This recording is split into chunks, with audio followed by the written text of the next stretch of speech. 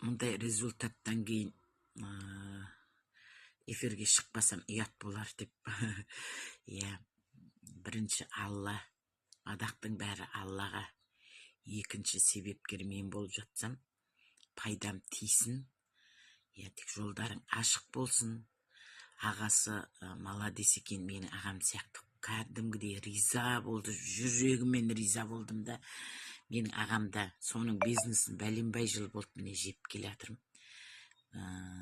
Маған Сәке фаршты сыйлаған Оразбай деген ағам, оны білесіздер, білмейтіндеріңіз бар, жалпы айтып жатқаным сол сияқты. Ақша беріп үй алдым деген кезде бүкіл Жайнар сіңіліме, сондай ағасына да өзіне де жолы ашық болсын. Бір келгеннен аттым ғой деп атыр ғой енді. Иә, тек жолы ашық, қапшықтап ақша келсінші үйіне, байып кетсін бар ғой.